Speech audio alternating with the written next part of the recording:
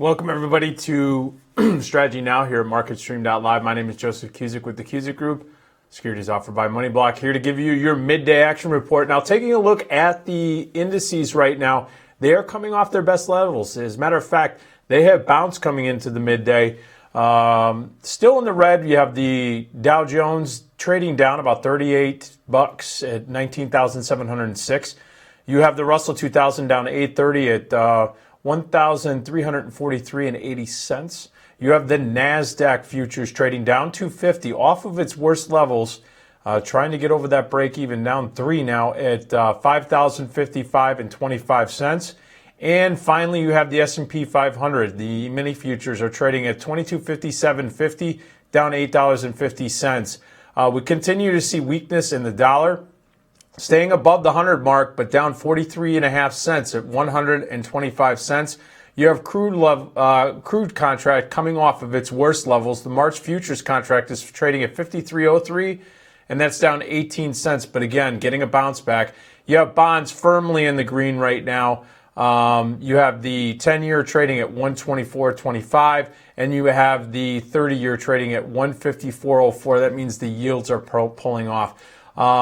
Taking a look at the action, though, so far, and what could be the catalyst for this current market action, especially after Friday's little bit of a flurry of upside and just basically mixed type of action, is the fact of the matter is we're in earnings season. 20% of the S&P 500 components are going to be reporting this week.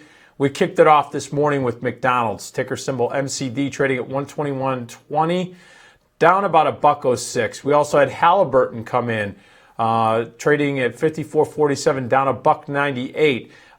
The two names basically have fallen roughly almost 1% and 3.5% respectively, basically because they had lackluster results. Halliburton missed revenues, while McDonald's, really the fear is that all-day breakfast may have run its course.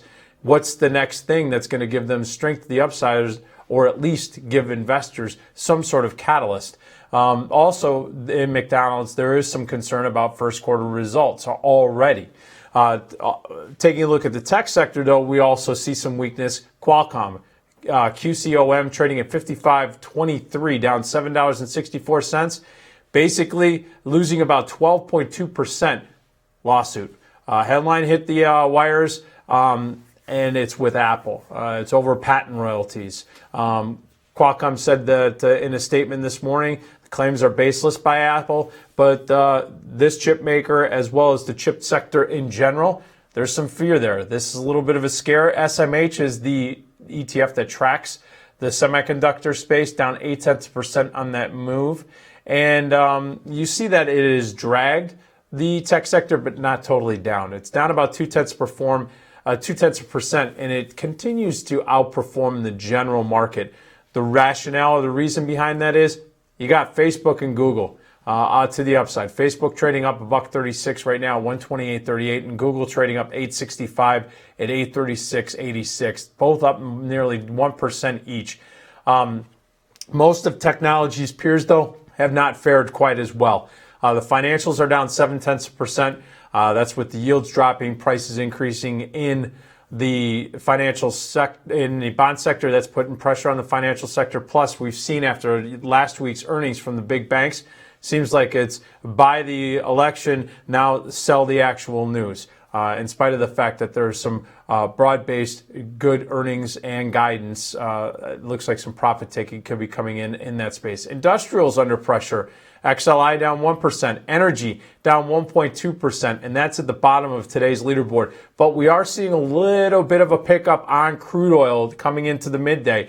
As we had noted, crude oil is trading at right around $53, down about 0.4%, but that's well off of its worst levels. We saw it trading in that $52 and some change earlier in the session. That was based on a couple factors. One is as we had mentioned this morning, the rig counts here in the United States continue to increase. That means areas where they were fracking and so forth, they're turning those rigs back on. Rig counts are still historically low, but with oil over $50, they're going to want to start pumping this.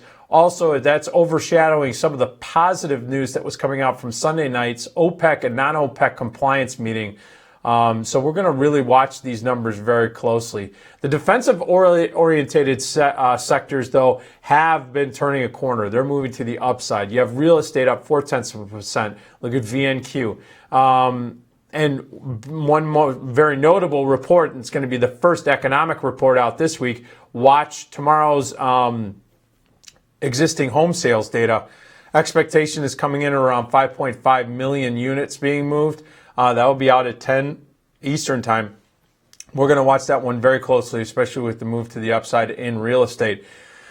Telecom services is up right now, up about 0.2%. We're going to watch that trade very closely. It's been under pressure as late, so this bounce here in this defensive type of orientation. We're also seeing that consumer staples is down 0.1%, and utilities is down 0.1%, just sitting right below their flat lines. Healthcare under a little pressure here, down about 0.4%, and that's really the outlier as far as the counter-cyclical sectors.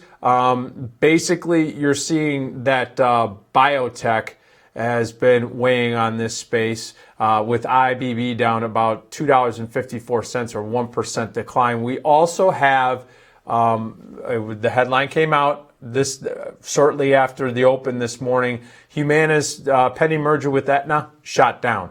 A recent court came out with a ruling saying that it was too monopolistic. Both stocks are down. Humana's down 73 cents. Aetna's down 309.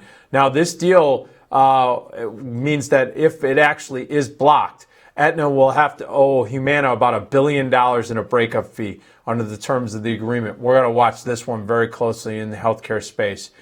Treasuries, again, continue to be under pressure from a yield perspective. Yields are off. The 10-year is down 7 basis points at 2.39. As we had noted, the prices are increasing in the defensive Treasury market, so we'll keep an eye on that as well. All right, folks, that's it for Strategy Now. Join me for Tech Talk at 3:30 Eastern Time here at MarketStream.live. See you then.